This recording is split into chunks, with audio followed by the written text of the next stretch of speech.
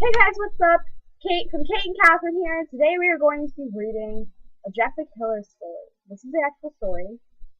So, just in case you guys don't know about Jeff the Killer, which would be stupid, why are you watching this channel in the first place? Get off this channel if you don't know who Jeff the Killer is! Okay, but we're gonna read the story anyway. Okay, so we're gonna get started. This might be an old episode.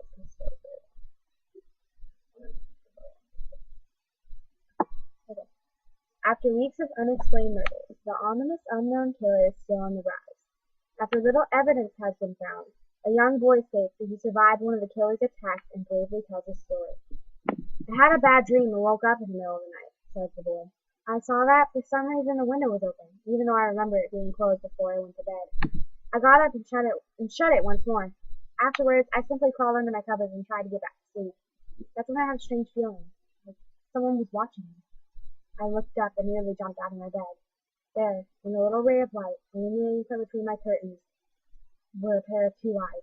These weren't regular eyes, they were dark, ominous eyes. They were bordered in black, and just plain out terrified me. That's when I saw a smile.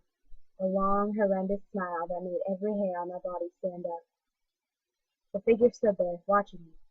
Finally, after what seemed like forever, he said it. A simple phrase, but said in a way only a madman could speak. He said, "Go to sleep." I let out a scream. That's what sent him at me. He pulled up a knife, aiming at my heart. He jumped on top of my bed. I fought him back. I kicked, I punched, I rolled around trying to knock him off me. That's when my dad busted in. The man threw the knife and went into my dad's shoulder. The man probably would have finished him off if one of the neighbors hadn't ordered the police. They drove into the parking lot and ran towards the door. The man turned and ran down the hallway. I heard a smash like glass breaking. As I came out of my room, I saw the window that was pointing towards the back of the house was broken. I looked out to see him vanishing in the distance.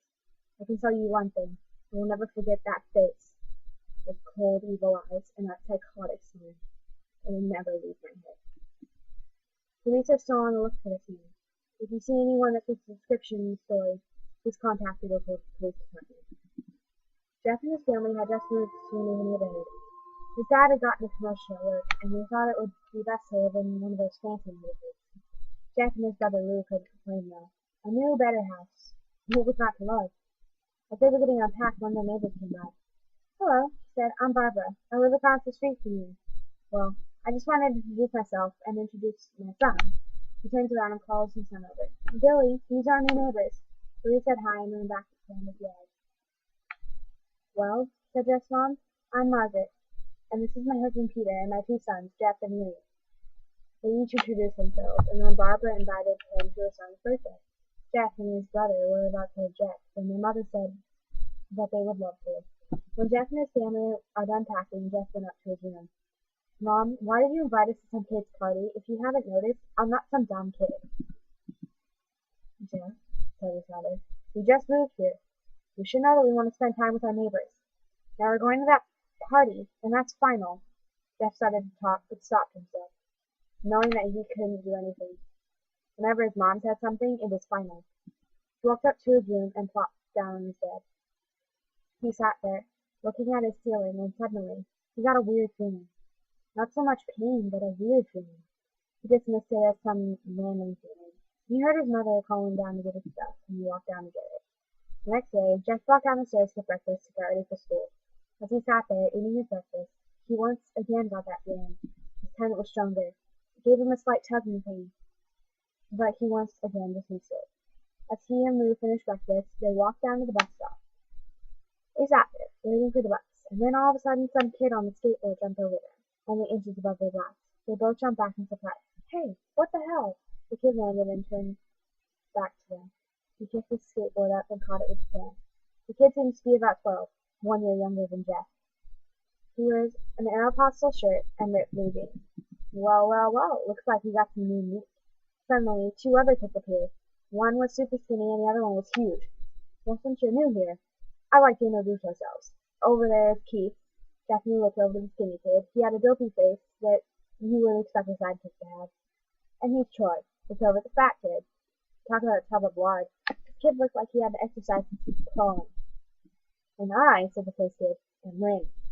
Now for all the kids in this neighborhood, there's a small price for bus fare, if you catch my drift." Lou stood up, ready to punch the life out of the kid's eyes, when one of his friends pulled a knife on him.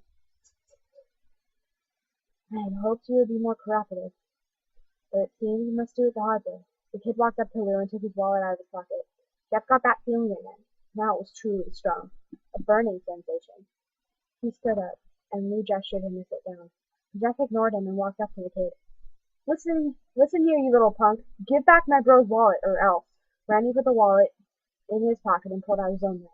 "Oh, and what will you do?" Just as he finished his sentence, Jeff popped the kid in the nose, and Randy reached for his face. Jeff grabbed the kid's wrist and broke it. Randy screamed, and Jeff grabbed the knife from his hand. Troy and Keith rushed Jeff, but Jeff was too quick. He threw Randy to the ground.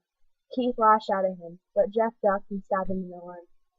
Keith dropped his knife and fell to the ground screaming. Troy rushed him too, but Jeff didn't even need the knife. He just punched Troy straight in the stomach and Troy went down. As he fell, he puked all over.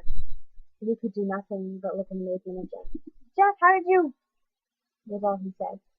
They saw the bus coming, and they knew he'd be baby burned for the whole thing, so they started running as fast as they could.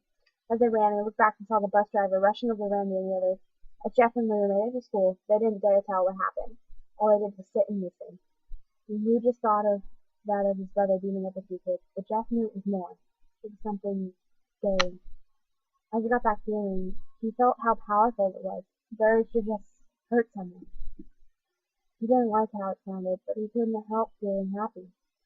He felt that strange feeling go away and stay away for the entire school, for the entire day of school. Even as he walked home through the whole thing near the bus stop.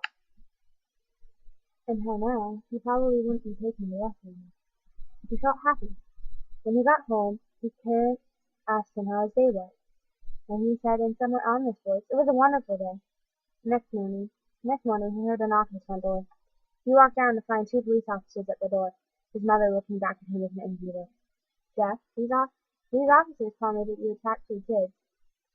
That it wasn't regular fighting, and that they were stabbed." "Stabbed, son!" Jeff's gaze fell to the floor, showing his mother it was true. "Mom, they were the ones who pulled the knives on me and Lou. Son, we found three kids, two stabbed, one having a bruise on the stomach, and we have witnesses proving that you fled the scene. Now what does that tell us?" Jeff knew it was no use. He could say him and Lou had been attacked, but there was no proof it was not them who attacked first. They couldn't say they weren't fleeing, because truth be told they were, so Jeff couldn't defend himself or Lou. "Son, call down your brother." Jeff couldn't do it since it was him who beat up all the kids. It was me. I was the one who beat up the kids. Lou tried to hold me back, but he couldn't stop me. Stop was his part, and they both knocked. Well, kid looks like a year and Judy. "Wait," says Lou. They all looked up to see him holding a knife. The officers pulled their guns and locked them on Lou. "It was me. I beat up those little pups. I have the marks to prove it." Lift up the sleeves to reveal cuts and bruises as if he were in a struggle. "Son, just put the knife down," said the officer. Lou held up the knife and dropped it to the ground. He put his hands up and walked over to the cops. "No, Lou, it was me. I did it." Jeff had tears running down his face. Poor boy, trying to take the blame for what I did. While taking away, the police brought Lou out to the patrol car. "Lou, tell them it was me. Tell them. I was the one who beat up those kids." Jeff's mother put her hands on his shoulders. "Jeff, please, you don't have to lie. You know it's Lou. You can't stop. You can stop." Jeff watched helplessly as the cop car speeded off with Lou inside. Just a few minutes later, Jeff's dad pulled into the driveway, seeing Jeff's face and knowing something was wrong. Alright, that'll be the end of episode 1 of our Jeff the Killer story. Thank you guys for watching, if you are even watching at all. You shouldn't be, because everyone should already know Jeff the Killer story in the first place! It's okay if you watched it, I'm not making fun of you, I'm just saying. Bye guys!